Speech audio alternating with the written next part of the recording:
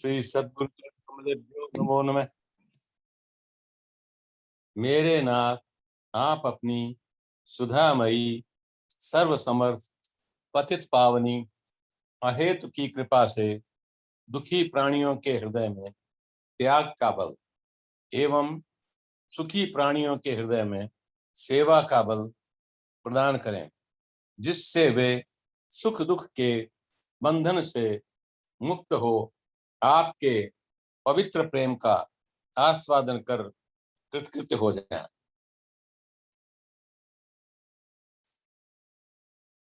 आज हमको दूसरे नियम पर बात करनी है। कल थोड़ा प्रसंग शुरू तो किया था, लेकिन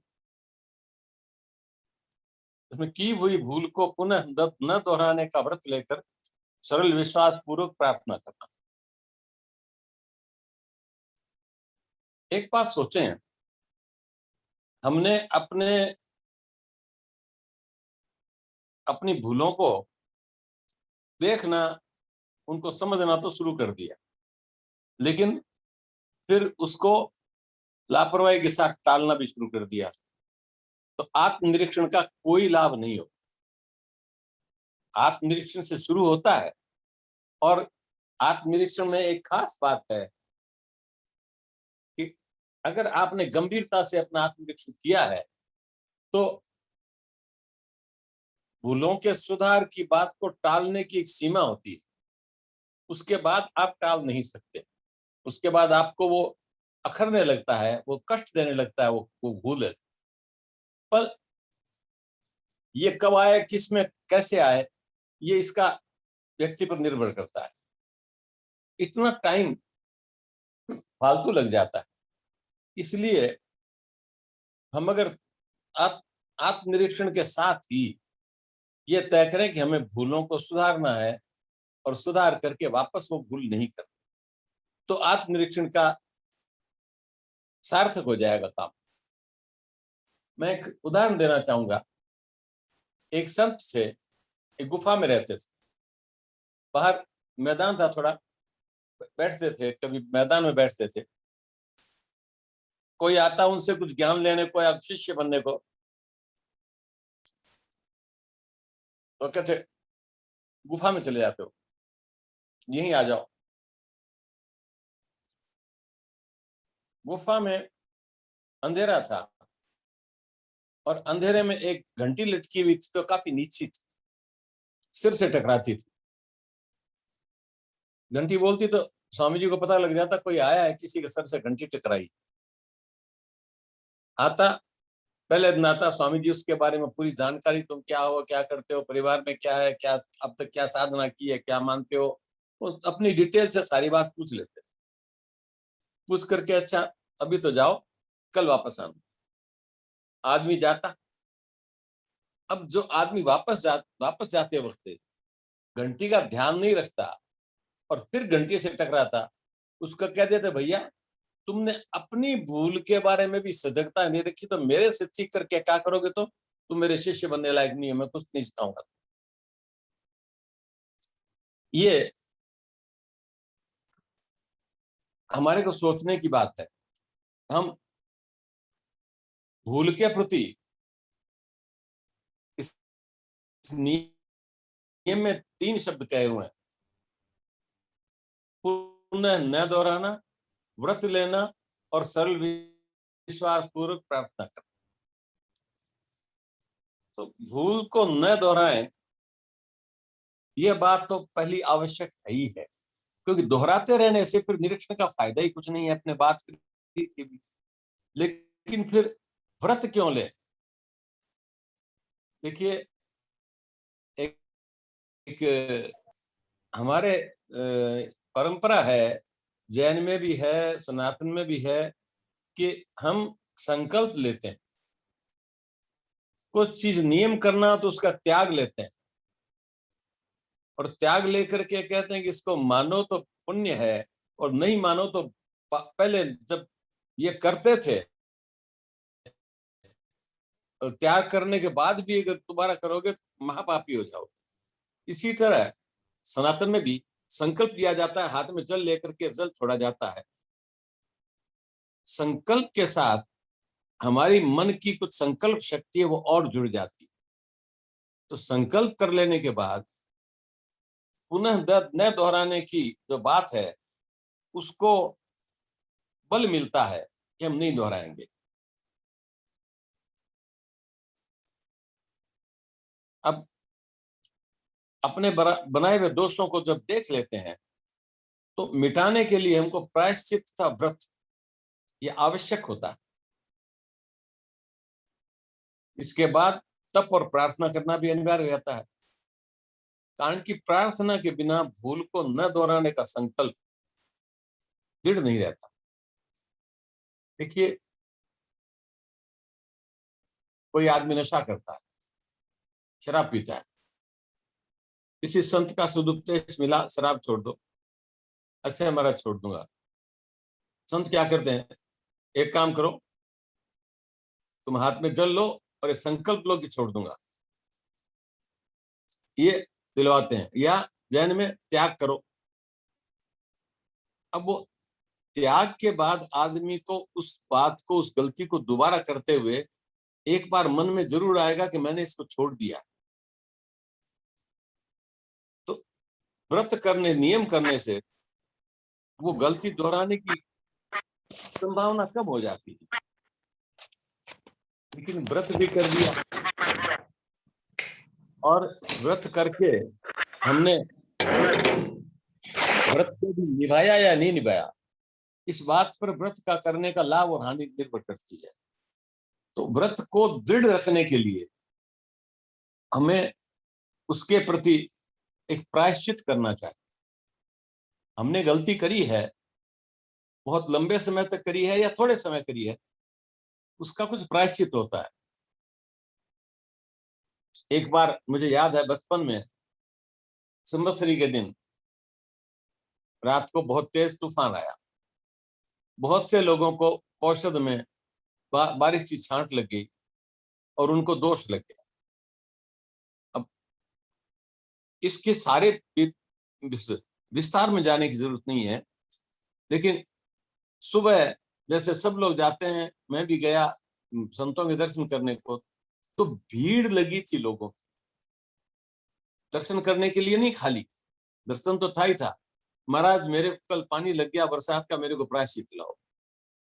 और संत को बोलते थे तुम 2 बास कर लेना, तुम 4 समाई कर लेना। अलग अलग परिस्थिति उसके स्वास्थ्य के लिहाज से उनको दंड दे जाते। तो दंड के द्वारा एक बल पैदा होता है जो हमको वापस गलती को दोहराना, इस बात से हमको रोकता है।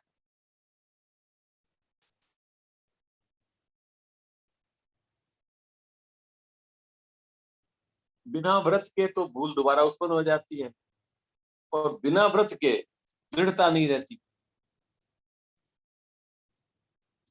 लेकिन इसके साथ प्रार्थना और जुड़ी है। प्रार्थना क्यों करनी?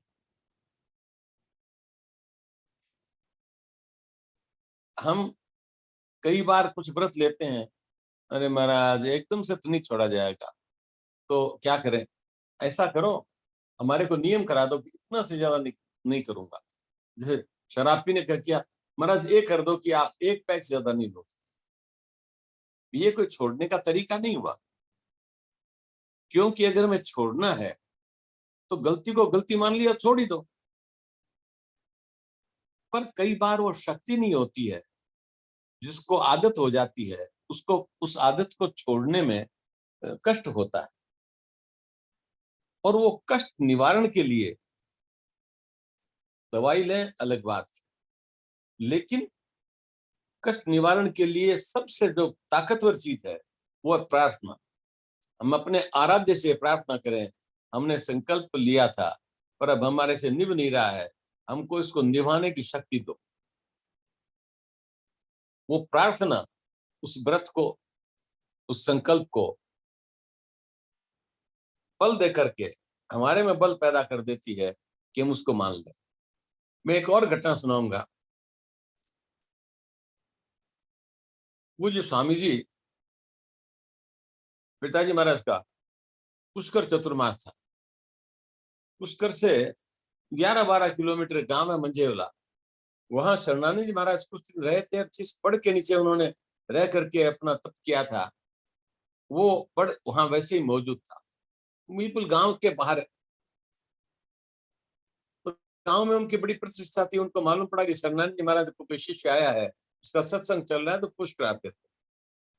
और जैसा आप सब लोगों ने सुना ही है, उनका सत्संग बड़ा रोचक और मधुर गीतों के साथ होता था, तो वो एक और आकर्षण हो गया। तो काफी लोग वहां से आने लगे।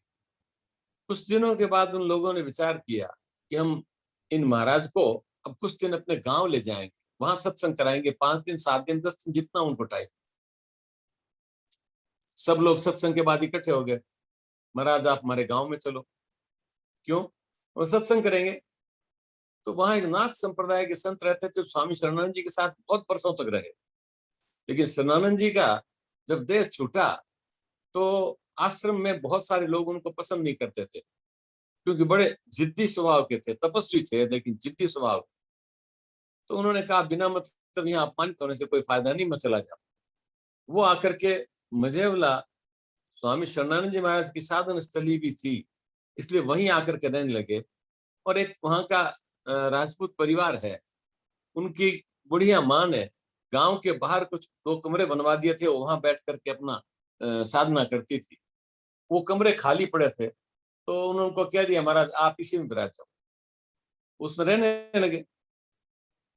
थोड़ा बहुत कोई कमी थी तो वहां गांव वालों ने रसोई रसोई कुछ करनी थी तो करवा दी। नाथ जी महाराज को जब मालूम पड़ा कि पिताजी महाराज के लिए वो आए हैं, तो वो पुष्कर ही जाकर के रह गए। गांव वाले उनको भी साथ ले गए थे। अब वहां जाकर के वो नाथ जी महाराज ने कहा देखो महाराज ये साधना स्थली आपके गुरु जी, तो वहां तो आपको एक बार चलना तो चाहिए। तो पिताजी ने कहा ठीक है चलेंगे। यहाँ का चतुर्मास पूरा होते ही सबसे पहले वहां चले। वो आ गए, वहां आकर के सत्संग होता था। शाम को सत्संग में सारे गांव के लोग, पुरुष, औरतें, बुढ़िया सब आते थे, बूढ़े बुढ़िया सब आते थे। गांव वालों ने कहा इतना मधुर सत्संग हो रहा है, महाराज जी को कह दें अगर यही कोई आश्रम बना ले तो हमारे कोई बार बार महाराज यहाँ अपने आश्रम में तो आएंगे ही, हमको सत्संग सुनने को मिलेगा। तो गांव वालों ने सत्संग के बाद शाम का टाइम है, रात का, क्योंकि खेत जाते थे, खेत से शाम को आकर के लोग भोजन और करके आते थे, देर से सत्संग होता था। तो सबने कहा कि महाराज आप, और नाथ जी महाराज को कहा कि नाथ जी महाराज इनको रोको, आप यहाँ कोई आश्रम बनाएंगे। तो कहा भाई आश्रम तो मैं तो बनाने का विचार करके चला ही नहीं था कि हम नए सिरे से कोई आश्रम बनाएंगे नहीं। अब जहाँ साधना के लिए उचित जगह होगी महाराज जाएंगे, वहां साधना करेंगे। तो नाथ जी महाराज ने कहा देखो वृंदावन में तो आपको पानी नहीं मुफीद पड़ता है, उस वक्त मिनरल वाटर नहीं आते थे, तो वहां तो आप रह नहीं सकते, तो कहीं ना कहीं दूसरी जगह तो रहना पड़ेगा। दूसरी जगह रहोगे तो ये क्या बुरा है, और बनाने में क्या है, 4 कमरे बना लो, रह जाओ, आपके भक्त बहुत है, बना देंगे। आखिर आग्रह बहुत था, तो उन्होंने कारण बताया कि भाई मैं यहाँ बनाऊंगा नहीं, क्योंकि यहाँ सब राजपूतों की बस्ती है, और राजपूतों में सारे घरों में तो शराब चलती है, सारे घरों में मांस चलता है। मैं तो उस घर की भिक्षा नहीं लेता जहाँ मांस बनता हो, मैं उस आदमी को पसंद नहीं करता जो शराब पीता हो, इनके साथ मेरा महाराज बैठेगा नहीं। ये हो सकता है शरणानंद जी महाराज को मानते हो, बहुत इज्जत करते हो, लेकिन इनके आचरण मेरे लिए उपयुक्त नहीं। तो हाँ महाराज मांस तो कोई खाता है तो आपको क्या तकलीफ है, आपके तो आपके आश्रम में अलग रसोई बन जाएगी। तो नहीं भैया शराब पीता और मांस कुछ छोड़े तो होगा। तो कुछ वृद्ध लोगों ने तो उसी वक्त कह दिया कि मांस से मांस नहीं खाए, बच्चों का महाराज आप माफ कर दो। तो उन्होंने कहा शराब तो है दिक्कत सबके बड़ी। तो खैर सब, उनको समझ में तो नहीं आया, लेकिन गांव वाले वापस आए। वहां एक लादू सिंह जी पुरोहित थे, जिन्होंने रास्ते पर गांव से कोई आधा किलोमीटर 5 किलोमीटर दूर है, गांव पहुंचे तब तक, और गांव पहुंचने के बाद चौपाल में सबको रोक लिया। रोक कर क्या, अरे भले आदमी हो, क्या पड़ा है इस शराब में, तुमने शराब में सारे अपने घर बार बर्बाद कर दिए, बहुतों खेत जमीन बिक गई, और बहुत कीमती जमीन थी वो भी बेचनी पड़ी तुमको, क्या पड़ा है शराब में, छोड़ो। तो लोगों ने कोर्ट तो कह दिया ठीक है आप कहते हो तो छोड़ दें। लेकिन 3 वृद्ध आदमी थे, जिन्होंने कहा कि महाराज हम तो छोड़ने के लिए खुद बहुत कोशिश की, लेकिन वो कोशिश हमारी सफल नहीं हुई, क्योंकि उस वक्त हमको इतनी तकलीफ हो जाती है। हम अजमेर मेडिकल कॉलेज में भर्ती हुए, वहां बहुत लंबे लंबे समय तक इलाज चला, लेकिन डॉक्टरों ने कह दिया कि थोड़ी शराब तो तुमको पीनी ही पड़ेगी, नहीं तो मर जाओ। सरोज जी महाराज ने कहा, अरे भले आदमी, बूढ़े तो हो गए हो, कब तो मरोगे, एक संत का इतना काम करने के लिए मर जाओगे तो तुम्हारी जिंदगी सब उलझ जाएगी, चलो करो संकल्प। उन्होंने हिम्मत करके संकल्प कर दिया। पास में मंदिर था, चौपाल में ही, मंदिर में ले गए, उनको सबको भगवान के सामने संकल्प कराया, हाथ में जल लेके छोड़िए कि हम शराब नहीं पिए, और वापस आए। तब तक महाराज सो गए थे। जगाया तो कहा, भाई क्या बात है? तो कहनी, महाराज हम संकल्प करके आए, हम मंदिर में जाके संकल्प किया, हम शराब नहीं पिए। तो कब दुख पाएंगे, प्रायश्चित करेंगे, लेकिन शराब नहीं पिएंगे। आपको तो तकलीफ होती है, तो तकलीफ होता रहे, शरीर जाता है तो जाए, इतना दृढ़ निश्चय हमारा। और वो थोड़ा राजपूत थे भी, जवान के पक्के थे। तो महाराज ने कहा, अच्छा भी ठीक है, कल सोचेंगे, जमीन देखेंगे। तो अगले दिन जमीन देखी, जमीन के फिर उन्होंने कहा, मुझे बनाना नहीं है, तो मैं क्यों छोटी जमीन लूं, इतनी बड़ी जमीन लूंगा कि इनके पास उतनी जमीन देने का साधन नहीं है, तो अपने आप बना कर देंगे। तो उन्होंने काफी, एकदम गांव के पास जो बहुत कीमती जमीन होती है, उसमें से काफी बड़ा प्लॉट पर उन्होंने निशान लगा दिया, ये जमीन मुझे चाहिए। गांव वालों की प्राइवेट जमीन तो थी नहीं, फॉरेस्ट की जमीन थी। स्वामी जी जानते थे कि फॉरेस्ट की जमीन मिलती नहीं। अब साहब गांव वाले गए, पंचायत समिति में बात करी, बात करके वो जमीन उनको दिलवा दी। अब देखिए, एक संकल्प की ताकत थी। शाम को जब रात को आके घर में सोए, तो उन्होंने कहा, भाई शराब तो पीनी नहीं है, चलो थोड़ा सा दूध पिला दो। तीन जो बुजुर्ग आदमी थे, तीनों ने तय कर दिया कि हम दूध पी के सो जाए। नींद तो आएगी नहीं, रात पर बिना शराब की नींद तो आती नहीं है, कोई बात। सो गए, दूध पी के सोए तो 1 मिनट नहीं लगी, तकिए पर सरकते नींद आ गई। सुबह शराब पी करके सोते थे, तो सुबह शरीर टूटता था, कुछ देर अंगड़ाई लेते थे, इधर का उधर का करते थे, तब जाके खड़ा हुआ जाता था, वरना खड़े नहीं होते थे। तो अगले दिन सुबह उठे, उठकर खटाक से खड़े हो गए।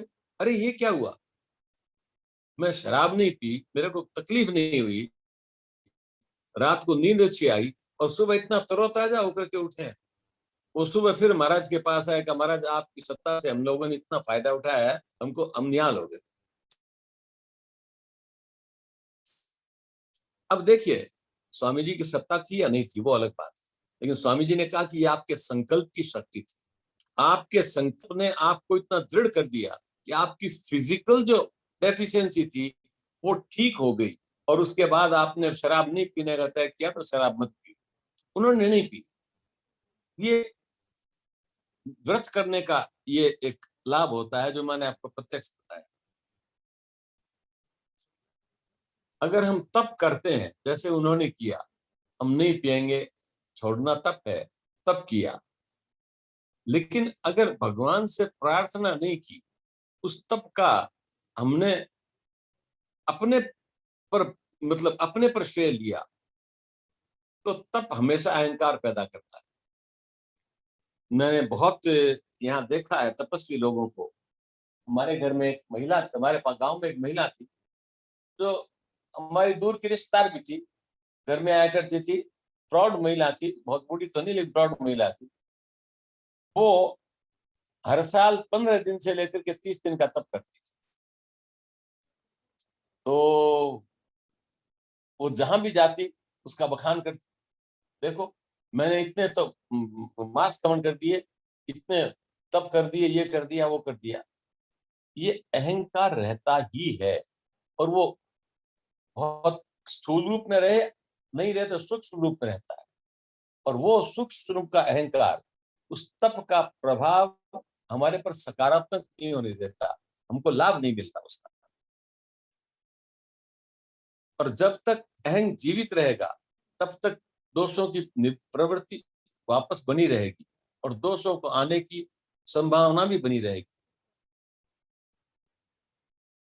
प्रार्थना में वो बल होता है कि प्रार्थना के द्वारा आदमी प्रार्थना तब करता है जब अपने आप को निर्बल मानता है। जिसको प्रार्थना करता है वो आराध्य को बलवान मानता है और उलवान के सामने अपनी निर्बलता को बता करके मैं समर्थ नहीं हूं, मैं इतना छोड़ नहीं सकता, लेकिन आप मेरे को शक्ति दो कि मैं अपना व्रत पालन करूं और भूल को न दोहराऊं। अब जब वो प्रार्थना होती है तो उसके साथ अहंकार अपने आप स्वतः विगलित हो जाता है और वो अहंकार जो हमको प्रार्थना का लाभ, प्रार्थना के बिना व्रत का लाभ नहीं देता, वो सहज रूप से समाप्त हो जाता है। और प्रार्थना करने से अपने आप को निर्बल मानते और निर्बलता अपने को निर्भिमान दे देती है और निर्भिमानता से दोषों का या गुणों का उसके साथ हमारी संगता पैदा नहीं करती, उसके साथ अब तादात्म्य नहीं होता हमारा। इससे हमारे में दोष के वापस आने की कोई संभावना नहीं रहती। भूल को भूल करके जान लेने पर एक भीतर से अपने आप सहज स्वाभाविक वेदना उत्पन्न होती है जो साधक को प्रायश्चित करने के लिए प्रेरित करती है। लेकिन सही पूछो तो सही सबसे बढ़िया प्रायश्चित तो यही है कि उस भूल को न दोहराने के व्रत को कायम रखा जाए। और दूसरा प्रायश्चित करना हो करो, जैसे मैंने कहा ना, बरसात में छींटे लग गए थे,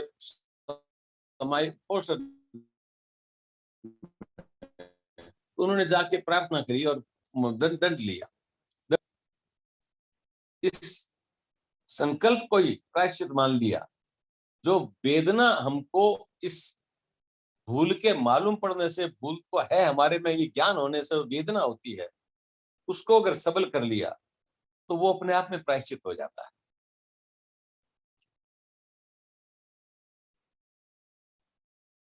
और अगर प्रायश्चित नहीं किया, प्रायश्चित को सजीव और बलवान नहीं बनाया, सफल नहीं बनाया, तो जिस सुख को भोगने के लिए हमने वो भूल की है वही हमको दुखदायक बना देती और उस आसक्ति में बांध देती। और अगर हमने सजीव कर लिया व्रत को, तो जिस भूल के कारण हमने दोष किया, तो जिस आसक्ति के कारण दोष किया, उस आसक्ति को, वो दोष को मिटा करके हमको निर्मल बना देती। तप में शक्ति होती और तप की शक्ति भौतिक होती है, आध्यात्मिक भी होती है। बहुत से तांत्रिक कुछ साधना करते हैं कि मैंने ये मंत्र सिद्ध कर लिया, वो तप करते हैं, व्रत करते हो, जप करते हो, कोई कोई अनुष्ठान करते हो, कुछ भी करते हो, लेकिन उनका कोई विधि होती है, उस विधि के हिसाब से वो तप करते हैं। तो तप से शक्ति पैदा हो जाती है और प्रार्थना से निर्विमान आ जाता है। तो तप की शक्ति हमको दोष के प्रति प्रवृत्त नहीं करती, फिर हमारे से असावधानी में भी व्रत का टूटना संभव नहीं, हृदय में दुर्बलता नहीं रहती।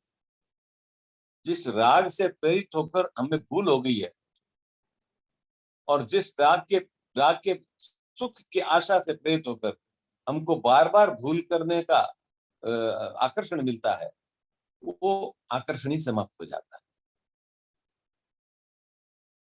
इससे हमारा दोष मुक्त होना निश्चित हो जाता है और दोष मुक्त होने के साथ साथ और बहुत सारे गुण अपने आप आ जाते हैं। दोष मुक्त होने के बाद कामना पूर्ति की दास्ता और अपूर्ति का भय वो निकल जाता है। हमको वो चाहिए ही नहीं जिसके कारण से उनका दोष उत्पन्न हुआ है, तो कामना जिसके कारण दोष उत्पन्न हुआ है, तो कामना से दास्ता तो स्वतः मिट जाएगी। प्रायश्चित के द्वारा जब चित्त शुद्ध होता है और शुद्ध होने से सुख लोलुपता, भोगासक्ति अपने आप क्षीण हो जाती है और धीरे धीरे समाप्त हो जाती है।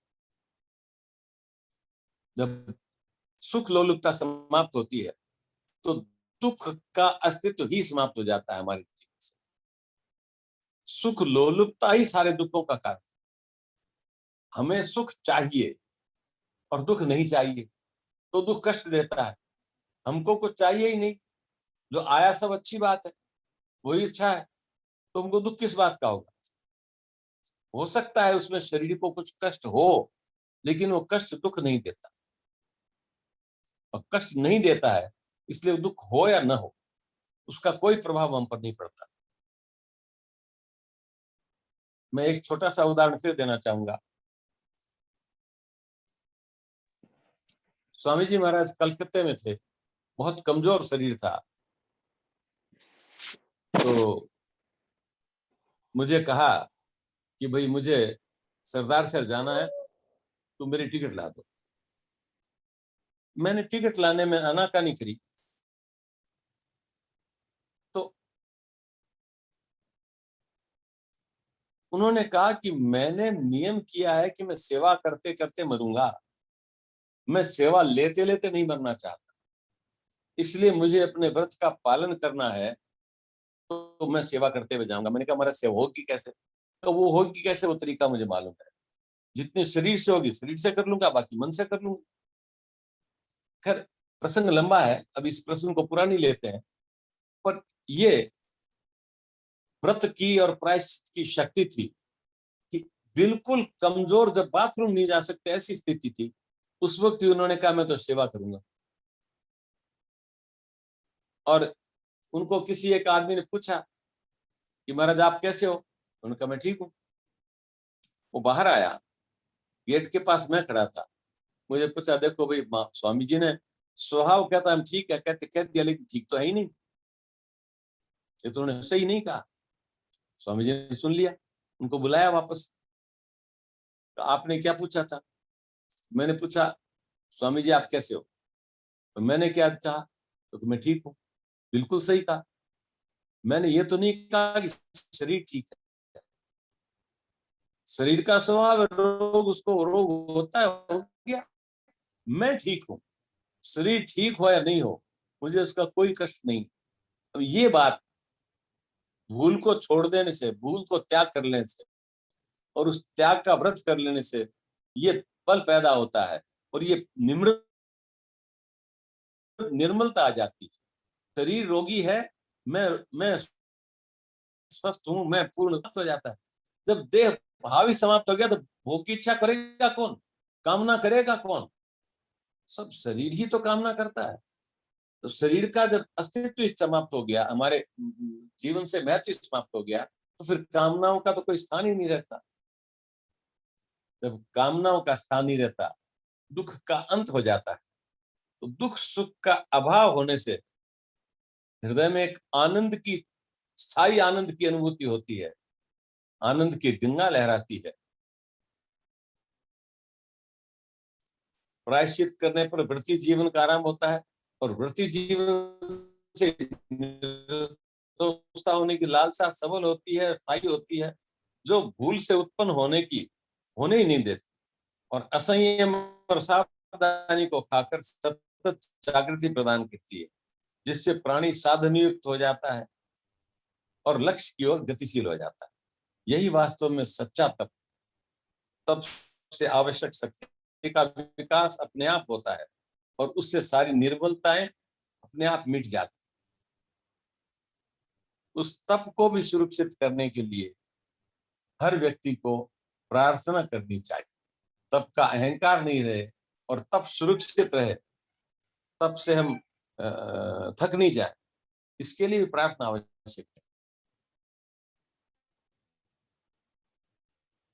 प्रार्थना से निर्विमान तो आती है, मैंने हमने बताया था, प्रार्थना से निर्भयता भी आती है।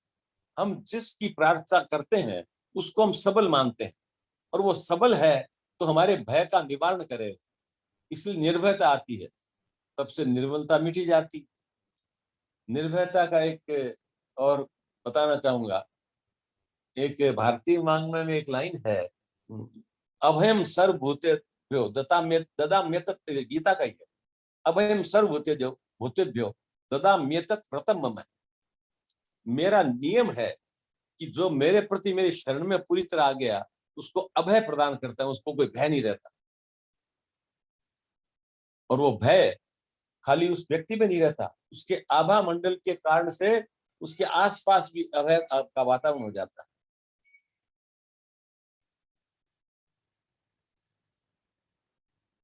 और फिर जब कामना नहीं रहती, कामना के लिए नहीं कुछ करना पड़ता, तो करोगे क्या? फिर जो भी करोगे सेवा ही होगी, क्योंकि अपने लिए कामना रही नहीं, अपने लिए कुछ करना ही नहीं है, तो फिर सेवा ही करना पड़ेगा। और सेवा जब कामना समाप्त होने के बाद, अहंकृति समाप्त होने के बाद जो कृत्य होता है वो पूर्ण सेवा होती है, सच्ची सेवा होती है। और वो सेवा हमको परमात्म तत्व तक ले जा सकती।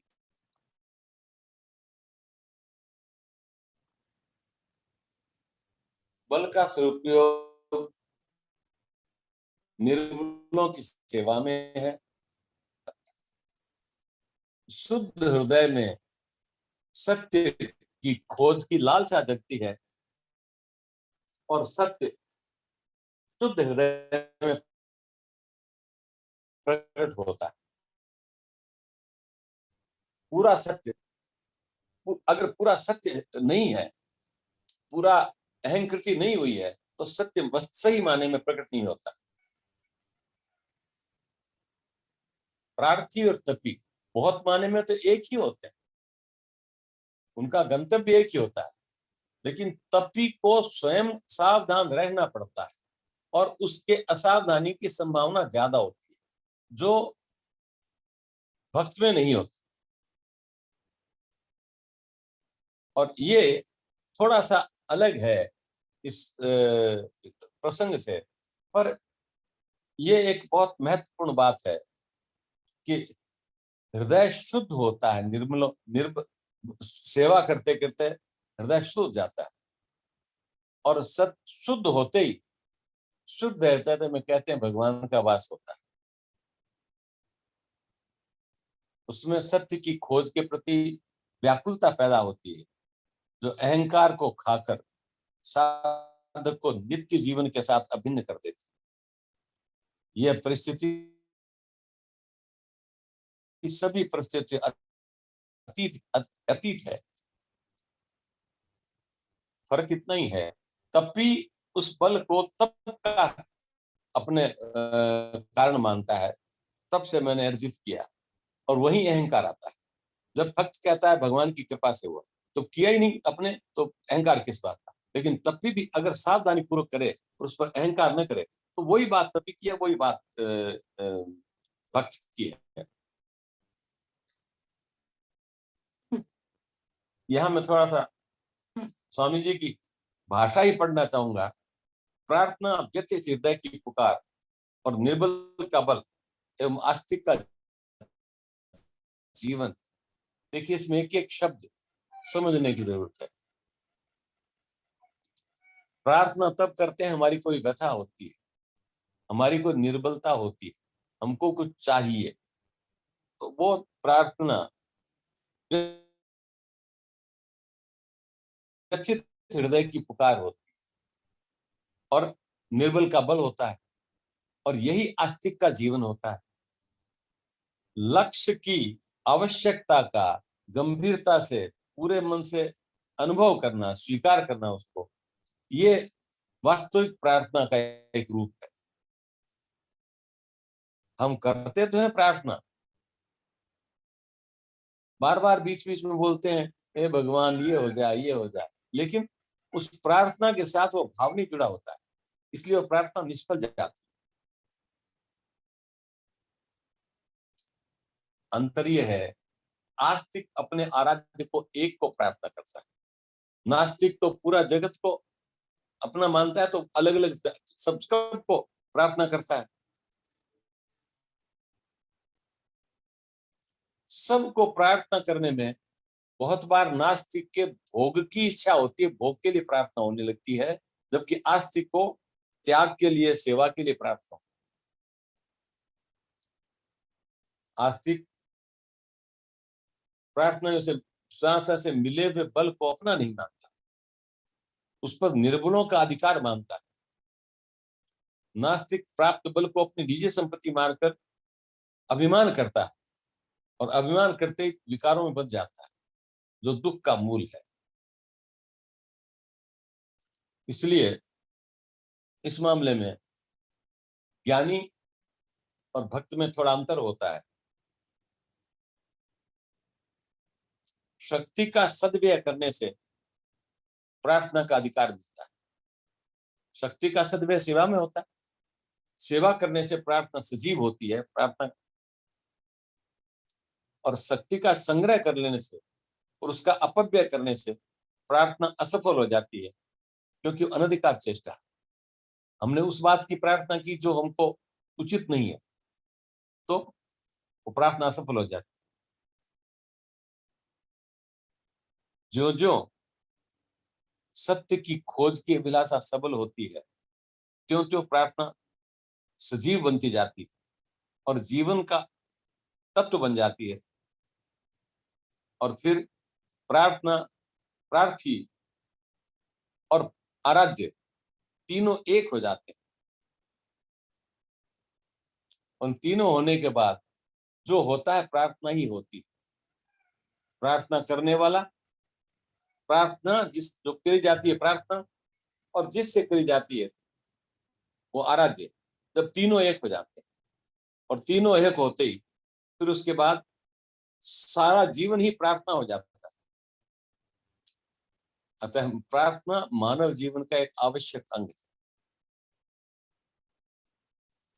प्रतिकूल परिस्थिति में प्रार्थना हमारे में नव उत्साह की संचारित करती और हमें आश्वस्त करती है कि हमारे साथ सबल कोई है जो हमारी रक्षा करेगा। और अनुकूल परिस्थिति में वो हमारे को प्राप्त शक्ति का सदुपयोग करने का प्रेरणा देती। इस तरह ऐसा लगता है कि प्रार्थना तो हर व्यक्ति के लिए लाभदायक ही है। वो किस रूप में करे, कैसे रूप में करे, इसका कोई बंधन नहीं। गीता में कहा गया है, यो यथा माम प्रपद्यन्ते तां तथैव भजाम्यहम्, जो जिस तरह मेरी प्रार्थना करता है उसको वही फल देता हूं।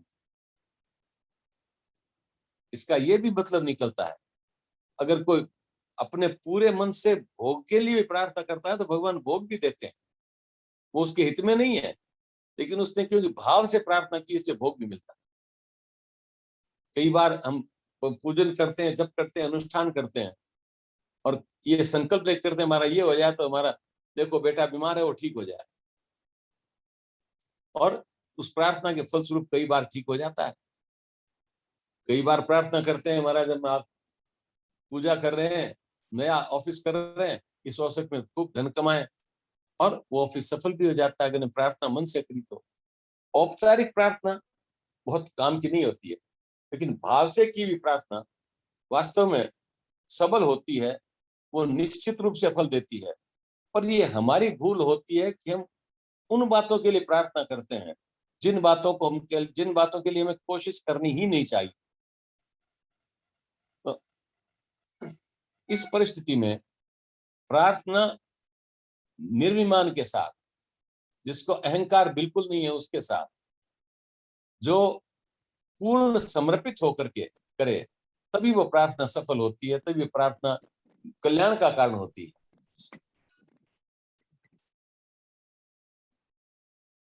प्रार्थना असमर्थ का अंतिम प्रयास और सफलता का अचूक अस्त्र है, जो आवश्यक सामर्थ्य प्रदान करने का महामंत्र है। अच्छा, यूं कहिए कि दुखियों की वास्तविक साधना प्रार्थना। टाइम हो गया सर।